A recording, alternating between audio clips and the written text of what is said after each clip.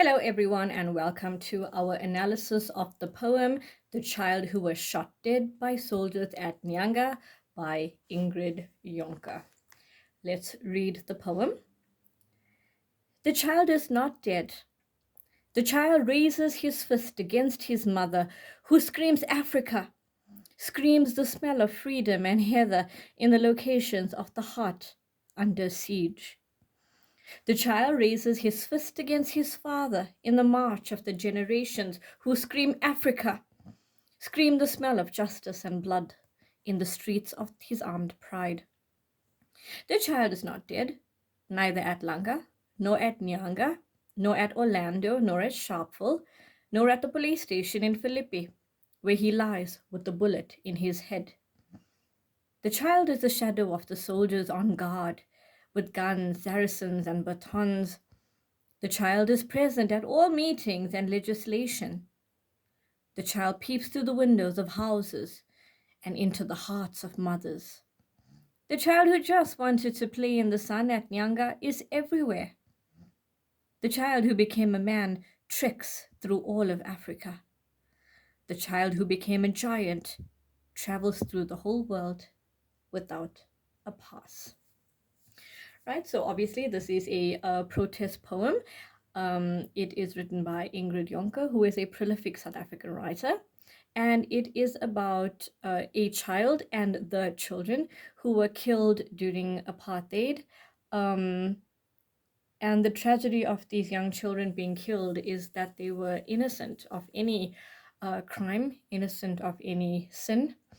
And their sacrifice and their lives we now commemorate, but also how their death inspired and fueled protest and anger against the system that eventually was overthrown by the collective effort of the people from South Africa, from Africa, and from around the world.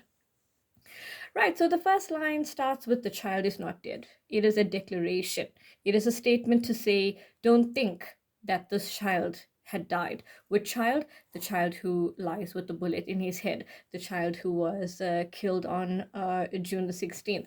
Any of those children who were killed, don't think they are not that they are dead, right? It could be interpreted in two ways. Either A, their memory is not dead, their memory will not die. As long as people mention their name, it is fuel for that rage against the system. Or you could say that he may be dead physically, but his spirit is not dead. Right, the child raises his fist against his mother, right? This is not to say that he is abusing his mother. Is it the child who is actually representing that fight, that protest, that resistance, all right, against anyone who is going to oppress him or to stifle him, right? So don't think that this image is that he is fighting against his mother and later on fighting against his father. These children have their own spirit, okay? And they don't belong to their mothers and fathers. They belong to the generation of freedom fighters.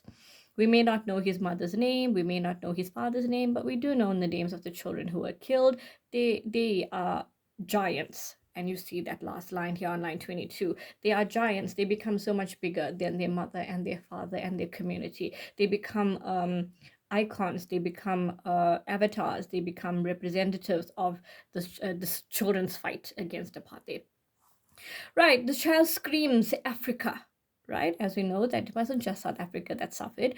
Every country in Africa that was colonized went through the same oppression and went through the same subjugation and went through the same torment and torture for land and for resources, right? Their lives were sold cheaply in exchange for the natural resources that Africa was so richly blessed with, and they were exploited for it. So this child here is the one who screams Africa. In other words, this child, whether they are South African, whether they are African, their resistance is the same, and their death means the same thing, right? Their death means protest. Their death means resistance. Screams the smell of freedom, right? So here you've got synesthesia. Scream is a sound, and smell is obviously something that is sensed by the nose. So synesthesia is where one sense is transferred to the next. Right, when you think about the smell of freedom, right, it could be a celebration, it could be um, anything that represents to you what freedom and peace is, right? And the scream symbolizes the loudness of it, right? So you could hear that smell of freedom very loudly because it's collectively celebrated or it's collectively fought for. So if you think about the resistance, all of the march songs, all of the chants, okay, they were screamed out, they were shouted out passionately and with a lot of fervor. And the smell of freedom is obviously loud, it's obviously passionate, and you can smell it wherever the freedom was, right? In the locations, so this is where people were living. These were places of apartheid violence, right? Wherever people were gathered and the African people or non-white people lived, right? Those locations were constantly being raided, were constantly being evacuated, were constantly being attacked, and men and young boys were always being arrested at early hours of the morning and late at night. And so in these locations, even their homes weren't safe, of the heart under siege, right? They were never truly happy. They were never truly in love with this land because it was a fearful love. It was a fearful affection. It was a fearful belonging because the land was never given as being owned by the African people, the native people. And they were constantly under siege, constantly under violence and attack. Right.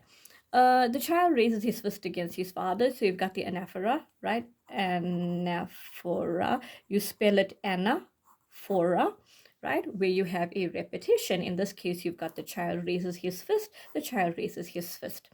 Right, the child raised his fist against his father in the march of generations. So the generations represent the grandfathers, the fathers, the children, and the children's children, who all were victims of this regime, and how they died and they gave birth to the next generation of fighters and the next generation of fighters.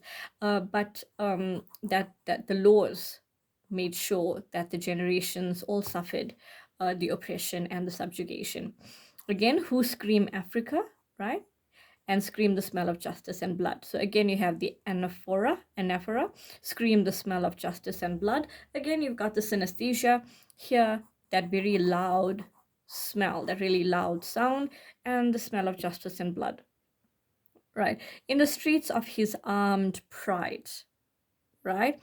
Um, these young people are walking the streets and all they have is their pride of being native, of being belonging to this land, right? Africa for Africans.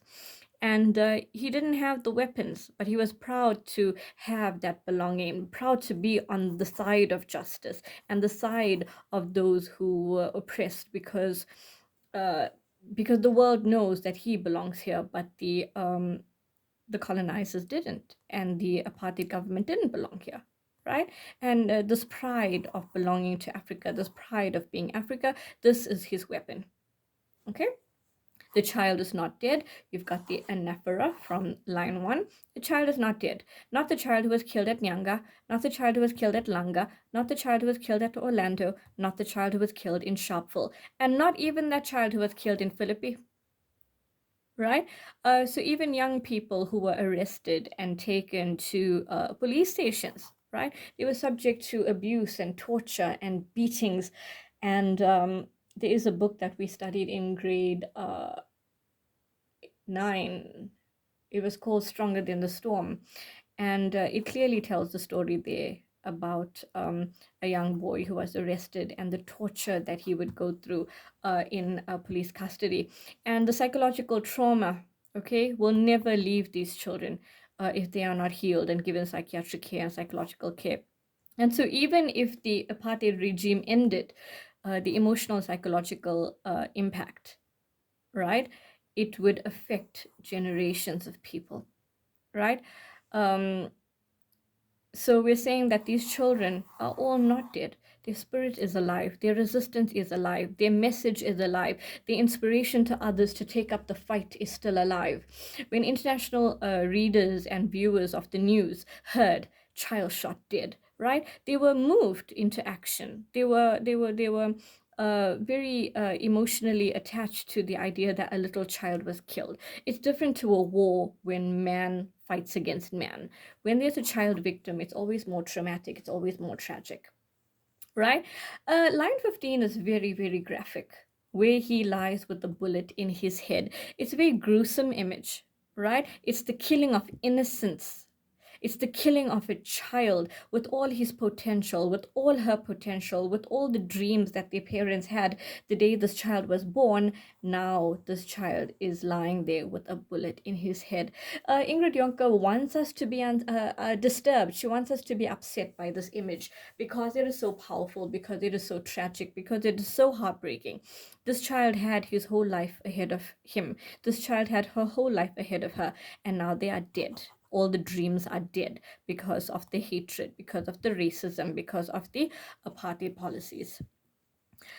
Right, stanza 4. The child is the shadow of the soldiers on guard with guns, saracens, and batons, right? So the child is the shadow of the soldiers. So the child who has died now, his spirit, it's haunting the soldiers, all right? He's following them, right? It's a cold shade that goes with these guards, even though they have weapons.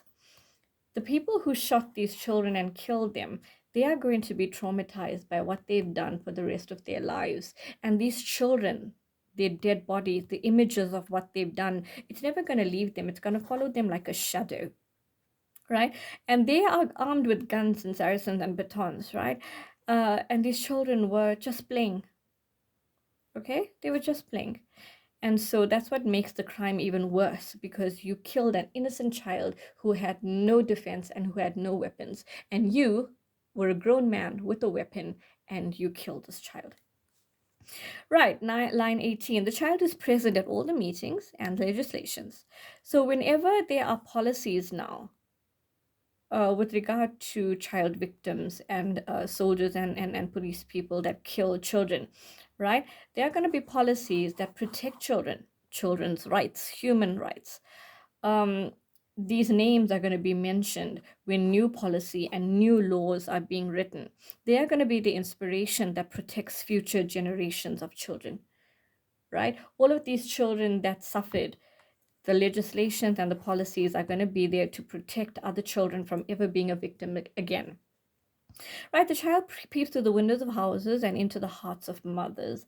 Right, these children's spirits are going to wander and they're going to look into the houses where there are homes, and they are also going to go into the hearts of the mothers and give them comfort, right? Because nobody knows the pain of losing a child more than the mother that lost their child, right? And so this is a very emotional line here.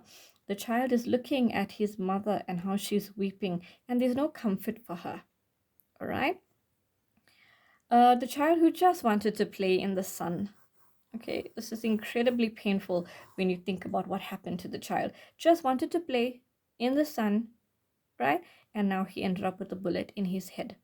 This child is everywhere, right? So where this child was oppressed because of things like Group Areas Act, because of things like the curfew, because of things like the pass laws, right? This child is now free. In his death, his spirit is able to go everywhere. Whereas when he was alive, he was oppressed and he was stifled and he was restricted. The child who became a man, right? So this image that this child died as a little body, but his spirit, his legacy is that of a grown man, right? His inspiration is to grown people.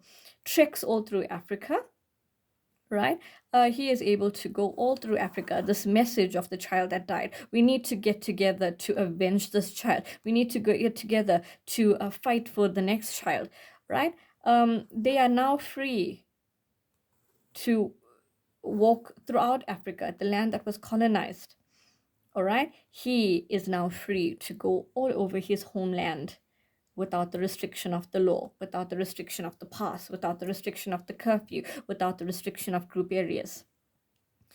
The child who became a giant travels through the whole world, right? He's not just a man in a little boy form. He is now a giant, even bigger than man, even bigger than history, even bigger than apartheid. And he can now move throughout the whole world without that past that restricted him in life. Right? So the little child is actually victorious because he no longer needs that past. They may have killed him, right? They may have killed him, but they did not kill his spirit. And in the end, he won because we will never forget him. And now his shade, his ancestor, is going to lead him to the next life, to the next world, and we are always going to remember his spirit. We may not know the name of the guard, we may not know the name of the policeman who did all of these crimes and did all of these atrocious things to children, but we will remember the little boy who was a victim. We will remember this child and this child, this child and this child and this child. We will not forget them, and yet it's easy to forget the names of the people who killed them. Right, without a past, you'll find that this line is only a very short line, right? He no longer needs the paper that controls him. He is now free. He is now at peace.